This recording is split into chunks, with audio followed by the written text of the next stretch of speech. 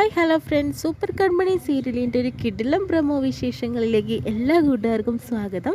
അങ്ങനെ കൺമണിയും കൃഷും കൂടി ആ കാട്ടിലൂടെ എൻജോയ് ചെയ്ത് നടക്കുക കേട്ടോ. അവർ പ്രണയം തുറന്ന് പറഞ്ഞതോടുകൂടി തന്നെ അവരുടെ രണ്ടുപേരുടെ ലൈഫ് മാറിയിരിക്കുകയാണ് കേട്ടോ. പരസ്പരം ഉള്ളിലുള്ള കാര്യങ്ങളെല്ലാം തുറന്ന് പറയുന്നു. അങ്ങനെ എൻജോയ് ചെയ്ത് നടക്കുന്നുണ്ട് കാട്ടിലൂടെ തന്നെ. അങ്ങനെ തന്നെ കൃഷാണെങ്കിൽ കൺമണിയോട് പറയുന്നുണ്ട്, വീട്ടിലെത്തിയ ഉടനെ തന്നെ ഞാൻ കൺമണിയെ എനിക്കിഷ്ടമാണെന്നുള്ളത് അച്ഛനോടും അമ്മയോടും പറയുന്നുണ്ട്. അതെങ്ങനെയായിരിക്കും സാർ പറയുക എന്ന് കൺമണി ചോദിക്കുമ്പോഴത്തേനും നേരെ അമ്മയോടും അച്ഛനോടും, അമ്മേ അച്ഛ എനിക്ക് കൺമണി ഇഷ്ടമാണെന്നുള്ള രീതിയിൽ അങ്ങ് തുറന്നു പറയും, നീ കണ്ടോ എന്ന് പറയുന്നു. അപ്പോൾ കൺമണി അതിന് ആയിട്ട് പറയുന്നുണ്ട്, എടാ നിനക്ക് കൺമണി ഇഷ്ടമാണോ എന്നുള്ള രീതിയിലൊക്കെ അമ്മ ചോദിക്കുക എന്നൊക്കെ കൺമണി പറയുന്നുണ്ട്. അങ്ങനെ വിറപ്പിച്ച് നിർത്തുമെന്നൊക്കെ പറയുന്നു കേട്ടോ. പെട്ടെന്ന് തന്നെയാണ് ഫോണിൽ റേഞ്ച് വന്നതോടുകൂടി തന്നെ രണ്ട് വീട്ടുകാരെയും വിളിച്ചറിയിക്കണമെന്ന് കൺമണിയും കൃഷും കൂടി തീരുമാനിക്കുന്നു. അതിനുശേഷം കൃഷാണെങ്കിലോ വീട്ടിലേക്ക് തന്നെ വിളിക്കാട്ടോ ചെയ്യുന്നത്. വീട്ടിലേക്ക് വിളിക്കുമ്പോൾ ആദ്യം ഫോൺ എടുക്കുന്നത് ആൻറ്റിയമ്മ തന്നെയാണ്.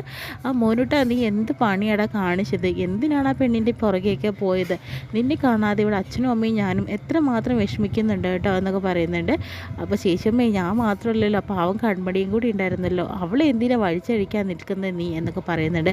പിന്നെ ഇതേ ഒരു കാര്യം മാനസികം മറന്നുകൊണ്ട് ഒന്നും നിൻ്റെ മനസ്സിൽ കയറിക്കൂടണ്ട കേട്ടോ എന്ന് മുൻകരുതൽ തന്നെ ചേച്ചിയമ്മ കൊടുക്കുന്നുണ്ട് കേട്ടോ.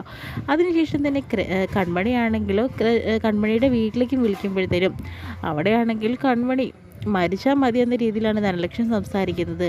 അച്ഛനെ ഫോൺ ചെയ്യുന്ന സമയത്ത് അച്ഛന് ഭയങ്കര സന്തോഷമാവുന്നുണ്ട്. അപ്പോഴത്തേനും ലക്ഷ്മി പറയുന്നുണ്ട് മനോജിനോട്, മനോജേട്ടാ കൺമണി ചത്തിട്ടില്ല എന്നൊക്കെ. അങ്ങനെ അത് കേൾക്കുമ്പോൾ കൺമണിക്ക് അത്രയും വിഷമമാവുന്നുണ്ട്. കാരണം തന്നെ കാത്തിരിക്കാൻ ആരും തന്നെ ഇല്ല, അച്ഛനും ഗോകുലും ഒഴികെ എന്നൊക്കെ വിചാരിക്കുന്നുണ്ട്. പിന്നീടും അതെല്ലാം തന്നെ വിഷമങ്ങളെല്ലാം തന്നെ മറന്നിട്ട് പരസ്പരം സ്നേഹിച്ചുകൊണ്ട് കൃഷ്ണും കൺമണിയും, കാരണം അവർക്ക് വീണ് കിട്ടിയൊരു നല്ലൊരു അവസരമാണിത്. അത് പരമാവധി അവർ എൻജോയ് ചെയ്തിട്ട് തന്നെ നടക്കുന്നത് കേട്ടോ. എന്തായാലും ഈ പ്രണയം ഒന്നും അവസാനിക്കാനായിട്ട് പോകുന്നില്ല എന്ന് ഉറപ്പാണ്. അവർ പ്രണയിച്ചു കൊണ്ടേയിരിക്കും.